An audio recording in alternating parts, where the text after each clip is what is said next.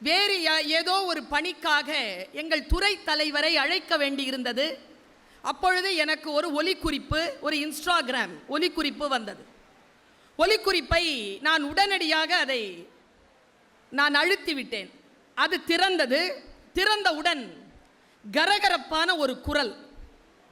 அந்த குரல் இப்படி சொன்னது: கடல் கண்டு, மலை கண்டு, வயல் கொண்ட தமிழ்நாடு, களம் கண்டு, கலை கண்டு, கவி கொண்ட தமிழ்நாடு, உடல் கொண்டு, உரங்கொண்டு, உயிர் கொண்ட தமிழ்நாடு வாழ்க என்று சொன்ன தமிழ்நாடு முதலமைச்சர் அவர்களுடைய அரிய அந்த வாழ்த்துடன் இன்றைய என்னுடைய நாள் திறந்து கொண்டது. நான் இப்படி யோசித்து பார்க்கிறேன். இன்றைக்கு தமிழ்நாடு நாள். இந்த நாளை தமிழ் வளர்ச்சித்துறை வேறு வேறு வகையிலே கொண்டாடி இருக்கலாம். ஆனால் அப்படி கொண்டாடாமல் இளம் தலைமுறையினரை, அதுவும் பச்சையப்பன் கல்லூரியிலிருந்து, அதுவும் இந்த மேலான கல்வி நிறுவனத்திலிருந்து பிள்ளைகளை வரவழைத்து இங்கே தமிழ்நாடு பற்றிய குறிப்புகளை, கருத்தரங்கத்தை நடத்துகிறார்கள் என்றால், நான் இப்படி சொல்லுகிறேன், குழந்தைகளே, நான் எந்த கட்சியையும் சார்ந்தவள் இல்லை. ஆனால் இன்றைக்கு ஆண்டு கொண்டிருக்கக்கூடிய, தமிழ்நாட்டை ஆட்சி செய்து கொண்டிருக்கக்கூடிய திராவிட முன்னேற்ற கழகம் மற்றும் அதனுடைய தலைவர் தமிழ்நாட்டு மக்களை தன் சொந்த பிள்ளைகள் போல் தன்னுடைய இந்த தலைமுறையை மிகச் சிறப்பாக காக்க வேண்டும் என்கின்ற பெரும் நோக்கத்தோடு பல திட்டங்களை வகுத்து கொண்டிருக்கிறார் என்பதற்காக இதை நான் சொல்லுகிறேன். எனக்கான தலைப்பு தமிழர் வாழ்வும் வரலாறும். இங்கே பாய்ஸ் இருக்கிறாங்க, அமைச்சர்கள் இருக்கிறீர்கள். நான் ஒரு பேராசிரியர், இணை பேராசிரியராக தமிழ் துறையில் கடந்த 25 ஆண்டு காலமாக சென்னையில் பணிபுரிந்து வருகிறேன். பெண் குழந்தைகள் மீது எனக்கு ஆர்வம் அதிகம். எங்கே போனாலும் பெண் விடுதலைக்காக குரல் கொடுப்பேன். மலைவாழை அல்லவோ கல்வி, நீ போய் கல்வியை பயின்று விட்டு வா என் புதல்வி என்று சொன்ன பாவேந்தர் பாரதிதாசனை தலைமேல் வைத்துக்கொண்டு போற்றக்கூடியவள் நான். பெண்களுடைய முன்னேற்றத்திற்கு எந்த வகையிலெல்லாம் பயன்பட முடியுமோ அந்த வகையில் என் வாழ்க்கையை செலுத்தி கொண்டிருக்கிறேன். அப்பொழுதுதான் தமிழ்நாடு முதலமைச்சர் அவர்கள் ஒரு திட்டத்தை கொண்டு வருகிறார். புதுமை பெண்கள் திட்டம் என்ற அந்த திட்டத்திற்கு பெயர். அந்த திட்டத்தின் மூலமாக பெண் குழந்தைகளுக்கு சுயமரியாதையையும் பொருளாதார சுதந்திரத்தையும் அந்த திட்டம் தருகிறது. என் மனசில் பல நாளாக ஒரு கவலை, ஐயா, பெண் குழந்தைகளை இவ்வளவு தூக்கி கொண்டாடுகிறீர்களே, ஒரு 20 வருஷமாக கொண்டாடி தீர்க்கிறீர்களே, ஆண் குழந்தைகள் என்ன பாவம் செய்தார்கள்? அவர்களை குறித்து ஏன் நான் ஏன் இப்படி கவலைப்படுறேன்னா, எந்த துறை பாருங்களேன், பெண்கள் முதலிடம், பெண்கள் அடித்து நொறுக்கினார்கள், எல்லா பட்டத்தங்களையும் அவர்களே வென்றார்கள் என்றெல்லாம் சொல்றீங்க. இந்த பாய்ஸ்க்கு ஒண்ணுமே, அவங்க தலைமுடியை பார்த்துருக்கீங்களா ஐயா? ஒரு தாயா எனக்கான கவலை என்னன்னா, எனக்கு பெண் குழந்தை இல்லை, எனக்கு பையன்தான், அதுவும் இந்த வயசு பையன். இந்த குழந்தைகள் இப்படி அலையுதுங்களே, இதுங்களை பார்த்துக்கிறதுக்கான எந்த திட்டமும் இல்லையா என்று ஏங்கிய பொழுது தமிழ்நாடு முதலமைச்சர் புதுமை பெண்கள் திட்டம் போலேயே தமிழ் புதல்வன் என்கின்ற திட்டத்தையும் அறிமுகம் செய்து, அந்த பிள்ளைகளுக்கும் நான் தகப்பன்தான், நான் பெரும் தகப்பன்தான், நான் பார்த்துக்கொள். எங்க ஒரு கூட்டத்தில், கல்வித்துறைக்கான ஒரு கூட்டத்தில் சொல்றாருங்க தமிழ்நாடு முதலமைச்சர், பிள்ளைகளே நீங்கள் படியுங்கள், வேற எந்த கவலையும் வேண்டாம், நீங்க படிங்க, மற்ற பிரச்சனை எல்லாம் நான் பார்த்துக்கிறேன் என்று சொல்லக்கூடிய அந்த பேச்சை கேட்டு நாங்கள் எல்லோரும் கண் கலங்கினோம். அமைச்சர் அதற்கு சாட்சி. இந்த தமிழ்நாடு இருக்கே குழந்தைகளே, இந்த தமிழ்நாட்டுக்குன்னு ஒரு அடையாளம் இருக்கு. எதற்காக இந்த நாளை நம்ம கொண்டாடுறோம்? அத்தனை பேரும் வரலாறை சொன்னார்கள். என் தகப்பனின் பெயர், என் தாயின் பெயர் மாற்றி அமைக்கப்பட்டால் எனக்கு கோபம் வருமா வராதா? என் பெயரை மாற்றி சொன்னால் எனக்கு கோபம் வருமா வராதா? தமிழ்நாட்டினுடைய பெயரை தமிழ்நாடு என்று தரமாட்டேன் என்று சொல்லி பல ஆண்டுகள் போராடி அதற்கு பிறகு நமக்கான அந்த திட்டத்தை கையில் எடுத்து பேரறிஞர் அண்ணா அவர்கள், உங்கள் மண்ணின் புதல்வர் தான், ஆனால் தமிழ்நாட்டின் தலைமகன், அந்த தமிழ்நாட்டின் தலைமகன், காஞ்சி தந்த பெருமகன் முதலமைச்சராக பொறுப்பெடுத்த பொழுது அவர் கையெழுத்து போட்ட முதல் கோப்பு அந்த கையெழுத்து போட்டதே தமிழ்நாடு என்று இனிமேல் இந்த நாடு அறிவிக்கப்படும் என்பதுதான். அதைத்தான் நாம் இன்றைக்கு கொண்டாடி கொண்டிருக்கிறோம். நான் இப்படி யோசிச்சு பார்க்குறேன், எல்லோருக்கும் ஒரு அடையாளம் உண்டு தானே.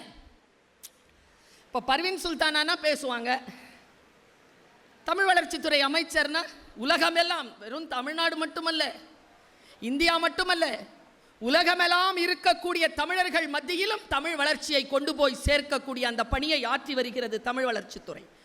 அவருக்குன்னு ஒரு அடையாளம் உண்டு. அன்பரசன் ஐயாவுக்கு என்று ஒரு அடையாளம் உண்டு.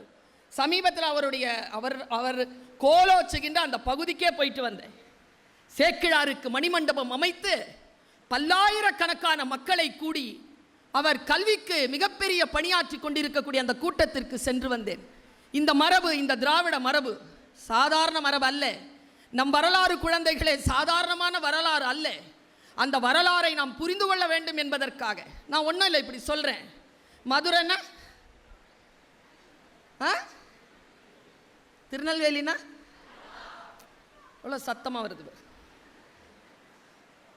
ராஜபாளையம்னா சொல்கிறோம்ல, ஒவ்வொரு தேசத்திற்கும் ஒரு பெருமை இருக்குல்ல. அப்படி தமிழ்நாட்டுக்குன்னு என்ன பெருமைன்னு கேட்கும் பொழுது மொத்தமாக தமிழ்நாட்டை அறிமுகம் செய்ய வந்த பாரதியார் சொன்னார், கல்வி சிறந்த தமிழ்நாடு. தமிழ்நாடுனால அங்கே கல்விடா. அதான் என் தம்பி சொன்னான். ஒவ்வொருவருக்கு பின்னாலும் ஜாதி பெயரை போட்டுக் கொள்கிறோம். ஆனால் Parveen Sultana MA BEd PhD என்று நான் போட்டுக்கொள்கிறேன் என்றால் என் ஜாதியோ என் மதமோ அல்ல, நான் கற்ற கல்விதான் என் அடையாளம் என்று சொல்லிக் கொடுக்கின்ற பரம்பரை நம்முடைய பரம்பரை, நம் வரலாறு. கல்வி சிறந்த தமிழ்நாடு, புகழ் கம்பன் பிறந்த தமிழ்நாடு. அவன் எப்படி சொல்றான் பாருங்க. பேர்லயே மதம் தெரியுது என்னையா? நான் செஞ்ச தப்பு இல்லையா? எனக்கு பல கோபங்கள் உண்டு என் பெயரிலே. ரொம்ப யோசிச்சு பார்த்தா நட்சத்திரங்களின் அரசி என்பது என் தமிழ் பெயர். மொழிபெயர்த்து சொன்னார், ஜாதி மத இன பாகுபாடுகளை கடந்து மொழியால் ஒன்றுபட்டிருக்கக்கூடிய சமூக வரலாறு தான் தமிழனுடைய வரலாறு. நான் இப்படி சொல்லுகிறேன் குழந்தைகளே, தமிழ்தான் தமிழனுடைய வரலாறு, தமிழ்தான் செம்மொழி என்பதனை ஒவ்வொருவரும் நாம் புரிந்து கொள்ள வேண்டும் என்பதுதான் தமிழ்நாட்டின் வரலாறும் வாழ்வும். கல்வி சிறந்த தமிழ்நாடு என்று சொன்ன பாரதி புகழ் கம்பன் பிறந்த தமிழ்நாடு என்றான். வள்ளுவன் தன்னை உலகினுக்கே தந்து வான் புகழ் கொண்டது தமிழ்நாடு என்றான். சிலப்பதிகாரம் என்னும் ஒரு மணியாரம் படைத்த தமிழ்நாடு என்று சொன்னான். தமிழால் விளைந்த பூமி இது. தமிழன்தான், தமிழ் அறிந்தவன் தான், தமிழை நேசிக்கின்றவன் தான் இங்கே தலை தூக்க முடியும் என்கின்ற வரலாறு தான் தமிழர்களுடைய வரலாறாக பன்னெடும் காலம் நிகழ்ந்து கொண்டிருக்கிறது. நான் இப்படி சொல்றேன், நான் தான் தலைவன், நான் தான் முதல்வன், இப்படி சொல்லிக் கொண்டு இருக்கின்றவர்கள் மத்தியில் பிள்ளைகளையெல்லாம் அணைத்து கொண்டு, என் செல்ல பிள்ளைகளே, தமிழ்நாட்டில் பிறந்திருக்கக்கூடிய ஒவ்வொரு மாணவனும் மாணவியும் நான் முதல்வன் என்று வாருங்கள் என்று சொல்லி நான் முதல்வன் என்கின்ற திட்டத்தை உங்களுக்கு தந்திருக்கக்கூடிய தமிழ் அரசியல்தான் நம்முடைய தமிழ் வரலாற்றின் பின்புலம். நாம் எப்படி முதன்மையாக இருப்பது, நம்முடைய நாட்டை எப்படி முதன்மையானதாக கொண்டு வருவது, தமிழை நாம் எப்படி புரிந்து கொள்கிறோம். நான் இப்போ இதை விதைச்சிட்டு போயிடுறேன், தெரியலை இளம் பிள்ளைகள் எப்படி கற்றுக்கொள்வீர்கள், எப்படி இதை உள்வாங்கிக் கொள்வீர்கள் என்று எனக்கு தெரியாது. 45 வயது கடந்த நான் பேசுகிறேன். 17 வயதில் நீ இருக்கிறாய், 18 வயதில் நீ இருக்கிறாய். வார்த்தைகளை உள்வாங்கி வைத்துக்கொள். நான் தமிழ் படித்தவள். தமிழின் மரபில் முதற் பொருள் கேபிட்டல் என்ன தெரியுமா? தமிழருக்கான முதற் பொருளே நிலம்தான் குழந்தைகளே. நிலத்தை பாதுகாத்துக் கொள்ளுங்கள், உங்கள் நிலத்தை பாதுகாத்துக் கொள்ளுங்கள், இந்த தமிழ்நாட்டை பாதுகாத்துக் கொள்ளுங்கள். இதனுடைய வரலாறும் வாழ்வும் உங்களுடைய கரங்களில் தான் இருக்கிறது என்பதற்காக சொல்லுகிறேன். இங்க தமிழ்த்தாய் வாழ்த்து இசைச்சாங்க இல்லையா? இசைச்சாங்களா? எத்தனை பேர் தமிழ்த்தாய் வாழ்த்து மனப்பாடமா சொல்ல தெரியும்? எல்லாருக்கும் தெரியுமா? எத்தனை பேருக்கு அர்த்தம் தெரியும்? எத்தனை நாளா பாடுறோம்? நான் இப்படி சொல்றேன், இன்னைக்கு இந்த விஷயத்தை சொல்லிட்டு போறேன். இந்த தமிழ்நாடு என்கின்ற நாட்டில் நாம் பிறந்திருக்கிறோம்ல, இந்த இந்தியாவிலேயே வேறு எந்த குடிமகனுக்கும் கிடைக்காத ஒரு அற்புத வாய்ப்பு தமிழ் குழந்தைகளாகிய நமக்கு கிடைத்திருப்பது எப்படி தெரியுமா? நமக்கு அம்மா நாடும் இருக்கு, அப்பா நாடும் இருக்கு. ரஷ்யா போனீங்கன்னா அப்பா நாடு, மற்றபடி இந்த அமெரிக்கா போன்ற நாடுகள்லாம் அம்மா நாடு. நாமளும் அம்மா நாடு தான், தாய் நாடு அப்படிம்பாங்க. இந்திய நாட்டை தாய் நாடும்பாங்க. ஆனால் தமிழ்நாடு நம்முடைய தாய் நாடா அப்படின்னு கேட்டால், தமிழ்நாடு எந்த நாடுன்னு சொல்கிறான் பாரதி. அதைத்தான் என் உடன் பேசியவர்கள் சுட்டி காட்டினார்கள். பாருங்களேன், தாய்நாடு என்று சொல்கிறோம், அப்படியே உடம்பு புல்லரிக்குது. தாய்மொழின்னு சொல்கிறோம், உடம்பெல்லாம் புல்லரிக்குது. ரசூல் கம்ஸ்தேவ் இப்படி சொல்லுவான், என் தாய்மொழியில் யாரோ பேசினார்கள், செத்துக்கொண்டிருந்தேன் எழுந்து கொண்டேன் என்பார். சாவுக்கு மருந்தம் தாய்மொழி தான் அப்படின்னு சொல்லிட்டு இந்த உலகமே சொல்லுது. ஆனால் நம்ம நாட்டை பற்றி எழுதின பாரதியார் ஒரு வார்த்தை சொன்னார், ஏய் உன் தாய் நாடு இந்தியா, ஆனால் உனக்குன்னு ஒரு அப்பா நாடு இருக்குது. நான் வண்டி ஓட்டிகிட்டு வரும்போதுங்க, முன்னால் ஒரு வண்டி போகுது, ரொம்ப வேகமாக தம்பி ஓட்டிகிட்டு போனான். அவன் வண்டிக்கு பின்னால் எழுதியிருக்கு, yes it is my grandfather's road. நீங்கள் 1000 தான் சொல்லுங்களேன், சண்டையில் ஒரு வார்த்தை சொல்லுவோம் தெரியுமா? இவங்கெல்லாம் சொன்னாங்கல்ல, கோவப்பட்டாங்கல்ல, தம்பிலாம் கோவப்பட்டாங்க. என் நாட்டை தமிழ்நாடுன்னு சொல்லக்கூடாதுன்னு சொல்கிறதுக்கு நீ யாரா அப்படிலாம் கேட்டாங்கல்ல. இந்த சூடு யார் கொடுத்தது? நம்முடைய வரலாறு என்ன சொல்லுது பாருங்க. 1000 தான் சொல்லுங்க, சண்டையில் ஒரு வார்த்தை வரும், என்ன உன் அப்பா விட்டு சொத்தா சொல்லுவாங்களா இல்லையா?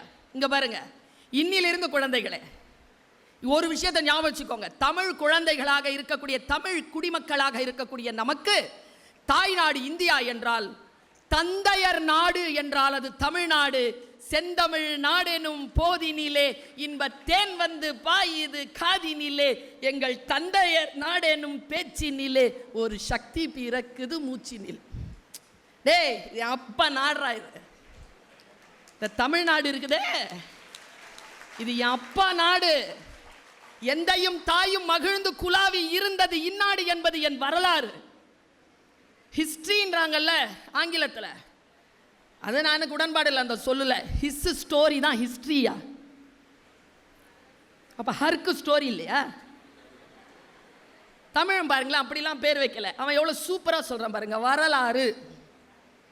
நீ வந்த ஆறு இருக்குல்ல, ஆறு, அந்த ஆறினுடைய கதை தான் உன் நாட்டினுடைய வரலாறு என்று. நீர்வளம் நிறைந்து இருக்கக்கூடிய வரலாறு, மண்வளம் நிறைந்திருக்கக்கூடிய வரலாறு, கனிம வளம் நிறைந்திருக்கக்கூடிய வரலாறு, பண்பாடு நிறைந்திருக்கக்கூடிய வரலாறு நம் தமிழ்நாட்டின் வரலாறு என்பதனை என் குழந்தைகளே நீங்கள் புரிந்து கொள்ளுங்கள். முதலில் நாம் தமிழர்கள் என்பதிலே நமக்கு ஒரு பெருமை இருக்க வேண்டும். ஆங்கிலம் தெரியலனா வெக்கப்படுறோம், தமிழ் தெரியலனா எவ்வளவு சந்தோஷப்படுறான் அந்த பையனும் பொண்ணும். எனக்கு தமிழ் தெரியாது, இதில் என்ன உனக்கு பட்டம்? என் பெரியவங்க காது முடிக்கோங்க. அன்றைக்கி ஒரு டிவி ஷோ பார்த்துட்டு இருந்தேன். ஒரு கவர்ச்சியாக நடனம் ஆடுற ஒரு அம்மா ஒரு நாட்டிய நிகழ்ச்சிக்கு நடுவராக வந்திருக்கு. அந்த அம்மாவுக்கு நல்ல தமிழ் தெரியும். அந்த அம்மாவுக்கு தமிழ் தெரியுங்கிறது எனக்கு தெரியும், என்ன மாதிரி பல பேருக்கு தெரியும். நாங்கள் பார்த்துட்டு இருக்கோம் அந்த ஷோவை. அது சொல்லுது, ரொம்ப அல்கா அண்ணி, ரொம்ப ரொம்ப அல்கா அண்ணிங்கோ, உங்களுக்கும் அவங்களுக்கும் கெமிஸ்ட்ரி சூப்பர். இந்த கெமிஸ்ட்ரி டிபார்ட்மெண்ட்டில் இருக்கிறவங்கன்னா ஒரு எதிர்ப்பு குரல் கொடுக்கல. உங்களுக்கும் அவங்களுக்கும் கெமிஸ்ட்ரி சூப்பர். ஒன் சொல்லட்டுமா, உங்கள் இழவுக்கு என்னால் ஆட முடியாது. அவங்க இழவுக்கு நீ ஏமா ஆடுற? உங்கள் அளவுக்கு என்னால் ஆட முடியாது. உன் தாய்மொழியை கொலை செய்து உனக்கு எது கிடைத்தாலும் அது பிணத்தை விற்று வருகின்ற பணத்திற்கு சமம் என்பதனை எப்பொழுது நாம் புரிந்து கொள்கிறோமோ அப்பொழுதுதான் குழந்தைகளே நமக்கு தன்மானம் வந்து சேரும். தமிழ்த்தாய் வாழ்த்து நான் சொல்றேன், நம்ம எல்லாருமே எசச்சோம். நீராறும் கடல் உடுத்த நிலமடந்தை கெழில் சொல்றீங்களா இல்லை? இன்னிலிருந்து குழந்தைகளே, நம்முடைய வாழ்வு என்னதான் இருந்தாலும் தமிழ் வாழ்ந்தால் நாம் வாழ்வோம். தமிழர்களுக்கான ஆட்சி அமைந்தால் நாம் ஆட்சியில் சிறப்போம். தமிழர்களுக்கான பண்பாடு தான் நம்முடைய பண்பாடு. அவர்களுக்கான இயக்கம் தான் நம் இயக்கம் என்று அந்த பெரும் ஆற்றோடு உங்களை நீங்கள் கலந்து கொள்ள வேண்டும் என்பதற்காக சொல்லுகிறேன். எந்த சொல் சொல்லப்படுகின்ற பொழுதும் அந்த சொல்லை முழுமையான அர்த்தம் தெரிஞ்சுக்கிட்டு நீங்க பேசணும், பாடணும். இன்னிலிருந்து அருள் சாருக்கு சொல்ற, திருச்சிக்கு போயிருந்தேன். அங்க ஒரு பையன் ஜனகன மன பாடிட்டு இருந்தாயா. நிகழ்ச்சி முடிஞ்சுது, நான் தான் சீஃப் கெஸ்ட். அந்த பையனையே பார்க்குறான், ஆனால் அவன் தேசிய கீதம் சரியா பாடலையா. நீ பார்க்குற அவன் சரியா பாடல, ஆனால் பாடுறான். அதான் எனக்கு கோமை. பாடலன்னா கம்முன்னு இருக்கணும், பாடினா சரியா பாடணும். ஜனகன கனமன ஜனமன கன ஹே ஜனமன ஜனமன் அப்படியே பாடுறான். கடைசியா ஹே ஹே அது மட்டும் கரெக்டாக சொல்லிட்டான். நான் கீழே நுழைஞ்சி இறங்கி சொன்னேன், ஏய் உனக்கு தேசிய கீதம் மிஸ் விட்டுருங்க மிஸ், +2 முடிக்க வர மார்ச் மாதம் மிஸ், இதுக்கப்புறமா காலேஜ்லாம் வரமாட்டேன் மிஸ், விட்டுருங்க மிஸ்ங்கிறான். ஏய், தேசிய கீதம் வேறு மொழியில் இருந்தாலும் நாம் அதை முழுமையாக பிழையின்றி பேச வேண்டும் என்ற மொழியின் மீது பற்றுடையவள் நான். என் தமிழ் பற்றிய தாய் வாழ்த்து பாடப்படுகின்ற பொழுது மனோன்மணியம் சுந்தரனார் எழுதிய மனோன்மணி என்கின்ற நாடகத்தில் இயற்றப்பட்ட சிறப்பு பாயிரத்தை தமிழ்நாட்டின் முதலமைச்சராக இருந்த எங்கள் தமிழ் இன குலத்தின் காவல் தெய்வமாக இன்றைக்கும் இருந்து கொண்டிருக்கக்கூடிய முத்தமிழ் அறிஞர் டாக்டர் கலைஞர் அவர்கள் மாநில அரசு பாட்டு இதுதான் அப்படின்னு அறிவிக்கிறார். குழந்தைகளே, அந்த பாட்டை கொஞ்சம் புரிஞ்சு பாடுங்க இனிமேல். நீராறும் கடல் உடுத்த நிலம் அடந்தை. நான்லாம் மொழி புரிஞ்சிருச்சுன்னா சொக்கி விழுந்துருவேன் நான். நீர் நிறைந்த கடலை ஆடையாக உடுத்தி இருக்கக்கூடிய நிலப்பெண், நீராறும் கடல் உடுத்த நிலம் அடந்தைக்கு சீராறும் வதனம் என திகழ்வது பரத கண்டம். இந்த பாரத நாடு இருக்குல்ல, அந்த பெண்ணினுடைய முகமாம். அதிலே தெக்கணமும் அதில் சிறந்த திராவிட நல் திருநாடு. அவ எது? அது தக்க சிறு பிறை நுதலும் தரித்த நரும் திலகம். இது தென்னாடாம். அவ வச்சிருக்கிற கூடிய பொட்டு தான் திராவிட நாடாம். அதுலேருந்து கிளம்புகிற வாசனைல அத்திலக வாசனை போல் அனைத்துலகும் இன்பமுற எத்திசைக்கும் புகழ் மணக்க இருந்த பெரும் தமிழனங்க. அந்த பொட்டிலிருந்து கிளம்புகின்ற வாசனை போல் இந்த உலகமெல்லாம் பரவி புகழ் பரப்புகிறாயே தமிழ் பெண்ணே, நீ வாழ்க வாழ்க வாழ்க. உன் சீரிழமை திறம் வியந்து, அதை சிரம் வியந்தும்பாங்க, திறம் வியந்து செயல் மறந்து வாழ்த்துதுமே என்று பாடுகின்ற அந்த பாட்டை முழுமையாக பாடுங்க. உங்கள் தாயும் என் தாயும் மூதின் மகளிர், உங்கள் தந்தையும் எங்கள் தந்தையும் வீரத்தில் சிறந்தவர்கள். உங்கள் தாய் தந்தையும் என் தாய் தந்தையும் காதலையும் வீரத்தையும் 2 கண்களாக கொண்டவர்கள். அதுதான் தமிழர்களுடைய மரபாக இருந்திருக்கிறது. அதுதான் நம்முடைய தமிழர்களுடைய வாழ்வாக இருக்கிறது. நான் 2 இலக்கிய காட்சிகளை உங்களுக்கு சொல்லிட்டு போறேன். நீங்க இலக்கியத்தில் தமிழிலே ஆர்வம் கொள்ள வேண்டும் என்ற பேராசையில் 2 காட்சி தான் 3 நிமிடங்களில் முடிக்கிறேன். ஒரு காட்சி, ஒரு அம்மா வெளியில குழந்தை விளையாடிட்டு இருக்கிறான். அந்த பையனை கூப்பிடுறான். கூப்பிட்டு குளிக்க வச்சு தலை சீவி கையில் வேல் கொடுத்து போடா போருக்கு அப்படின்னு அனுப்புறான். இப்படி ஒரு சங்கப்பாட்டு. அவ யாருன்னா, முந்தா நேத்து அப்பாவை இழந்தவ, நேத்து அண்ணனை இழந்தவ, இன்னைக்கு காலையில் தன்னுடைய கணவனை இழந்தவ. மறுபடியும் செவியிலே அந்த செருப்பரை கேட்டு ஒரே மகன் வேறு இல்லை, அந்த குழந்தைய போர்க்களத்துக்கு அனுப்பின மூதின் மகளிர் தான் நம் குலத்தின் பாட்டி.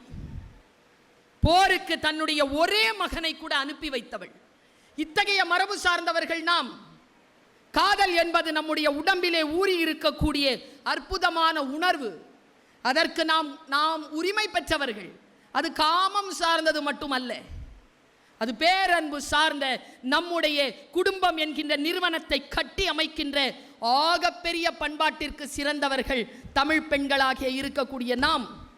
டாக்டர் கலைஞர் அவர்கள் இதை குறிப்பிடுகிறார். பரணின்ற ஒரு இலக்கியத்தில் இந்த பாய்ஸ்க்கு சொல்ற, பெண்கள் எல்லோரும் அன்பானவர்கள், பேரன்பு படைத்தவர்கள். அவர்கள் அன்பை துச்சமாக எண்ணிவிடாதீர்கள். அப்படி துச்சமாக எண்ணிவிட்டால் மீண்டும் அன்பு செலுத்தக்கூடிய ஒரு பெண் உங்களுக்கு கிடைக்கவே கிடைக்க மாட்டாள் என்று தமிழ் உங்களை சாபமிடுகிறது, ஆண்களை சாபமிடுகிறது. பேரன்பு கொண்டவர்கள் பெண்கள். ஒரே ஒரு காட்சி சொல்றேன். இதை கலைஞர் அவர்கள் குறிப்பிடுகிறார் இந்த காட்சியை. இந்த ரொம்ப அன்பு வந்துருச்சுன்னா ஆம்பளைங்க என்ன பண்ணுவாங்கன்னா எங்கே போனாலும் கூட்டிகிட்டு போவாங்க. அன்பே இல்லைன்னா எங்கேயும் கூப்பிட்டு வர மாட்டாங்க. இந்த ஆள் ரொம்ப அன்பு போல இருக்கு மனைவி கிட்ட. ஜெயங்கொண்டார் இதை பதிவு செய்கிறார். அந்த காட்சி கொஞ்சம் விதந்தோதுற மாதிரி இருக்கும் குழந்தைகளை. ஆனால் நம்ம பாட்டி தானே இப்படிலாம் வாழ்ந்திருக்கா அப்படிங்கிற காட்சியை நம்ம கொஞ்சம் அப்படி பார்த்துட்டு தான் போவோமே. நம்ம தான் இன்னொரு பெண்ணை பார்த்தோம்ல, தன் குழந்தைய செருப்பறை கேட்டு அந்த போருக்கு அனுப்பிய மூதின் பெண்ணை பார்த்தோம்ல. காதல் கொண்ட ஒரு மனைவியை பாருங்க. கூட்டிகிட்டு போகிறான் தலைவர். அவள் பாசறையில் அப்படி உட்காந்துருக்கா. முன்னால் களமாடுறாங்க. போர் நடந்துட்டு இருக்கு. போர்னா எப்படி நடக்கும்பா? ஆயிரக்கணக்கானவர்கள் போராடுறாங்க பாரு. பெண்ணுக்கு தன் கணவன் மீது காதல் இருந்தால் 1,00,000 பேர் இருந்தாலும் அதில் யார் தன் கணவன் அந்த பெண்ணுக்கு தெரிஞ்சு போயிடும்ன்றது அவங்களுக்கு தெரியாது. பரணி இலக்கியத்தில் அது சொல்லப்படுது. அப்படி களமாடிட்டு இருக்கக்கூடிய அந்த கூட்டத்தில் தன் கணவனையே பார்த்து கொண்டிருக்கிறாள் அந்த பெண். திடீர்னு எதிராளியினுடைய வேல் அவன் நெஞ்சில் பாஞ்சிருது. இவ்வளோதாங்க காட்சி. 4 பாட்டு தான் குழந்தைகளை. நான் ஏன் தமிழ் மீது இப்படி பிடித்து அலைகிறேன் என்றால், இந்த தமிழ் என்னை என்னமோ செய்கிறது. என் உணவு, என் உடை, என் உயிராக அது தமிழ் இருப்பதற்கு தான் காரணம். என்ன பண்ணுறா அவ பாருங்க. வேல் அடிச்சிருச்சா, இப்படி கீழே விழறான்ல, அதுக்குள்ள இவ எங்கிருந்தோ வந்து தன்னுடைய உடம்பால் அந்த புருஷனுடைய உடம்பை இப்படி பிடிச்சிட்டாலாம். இப்படி ஒரு வரி. அப்புறமா அவன் சாவரத்துக்கு முன்னால் செத்துட்டான். இவ்வளோதான் காட்சி. இதை நான் காரணத்தை சொன்னேன்னு வச்சுக்கோ. ஏன் போகிற போதெல்லாம் படிக்கட்டில் இறங்கும் போதெல்லாம் இதை தான் பேசிட்டு போவேன். வீட்டுக்கு போய் அப்புறமா கூட இதை தான் யோசிச்சுட்டு இருப்பேன். அவன் சொல்கிறான், ஜெயங்கொண்டன் சொல்கிறான், நான் ரொம்ப அன்பு செய்கிறேன், என் புருஷன் அடிபட்டுருச்சு, சாக போகிறான். மண்ணுன்னா கூட அவளும் பொண்ணு தானே. என்ன ஒரு பொசசிவ் பாருங்க. மண்ணுனாலும் பொண்ணு தானே.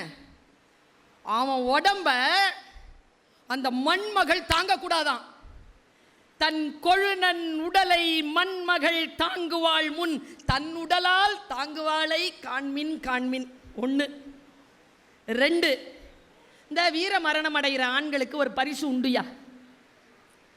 வானலோகத்தில் பேரழகிகள் உங்களுக்காக காத்திருப்பார்கள் அப்படின்னு சொல்லப்படுது.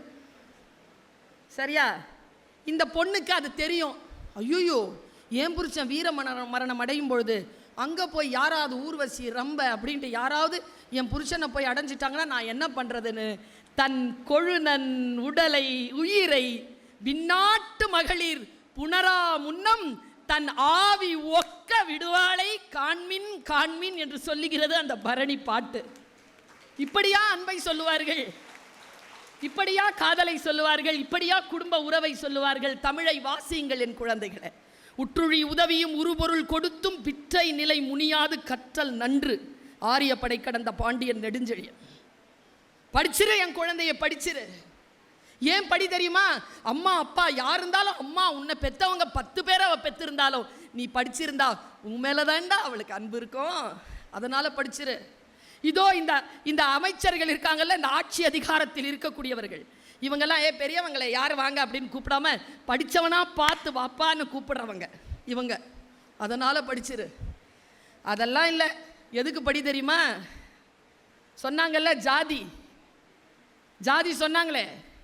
வேற்றுமை தெரிந்த நாள் பால் உள்ளும் கீழ்ப்பால் ஒருவன் கற்கின் மேல் பால் ஒருவன் அவன் கண் படும். யாரெல்லாம் நீங்கள் கீழ் ஜாதி தாழ்த்தப்பட்டவர்கள் என்று சொன்னார்களோ அவர்களுக்கு முன்னால் என் குழந்தைகளே படித்துக் கொள்ளுங்கள். நீங்கள் படித்து கொண்டால் யார் மேல் ஜாதி என்று சொல்லிக் கொண்டிருக்கிறார்களோ அவர்கள் உங்களுடைய கட்டுப்பாட்டிற்குள் வந்து நிற்பார்கள் என்று சொல்லுகின்ற சங்க மரபு நம் மரபு. நம் வாழ்வும் நம் வரலாறும் மிக மிக பாரியது. இயேசு கிறிஸ்து பிறப்பதற்கு முன்னாலேயே இருந்தவர்கள் நாம். அதற்கு முன்னமேயே பழங்குடியினராக இருந்தவர்கள் நாம். இன்றைக்கு தோண்டி எடுக்கின்ற பொழுது 8000 ஆண்டு காலக்கான வாழ்வியல் வரலாற்று தரவுகள் நமக்கு கீழடியில் கிடைக்கிறது, ஆதிச்ச நல்லூரில் கிடைக்கிறது என்றால் பழம்பெரும் முகவரிக்கு சொந்தக்காரர்களாக நாம் நம்முடைய வாழ்வையும் வரலாறையும் பேணி பாதுகாப்போம். அன்றாடம் தமிழோடு வாழ்வோம், தமிழ் பேசுவோம், தமிழை நேசிப்போம். நன்றி, வணக்கம்.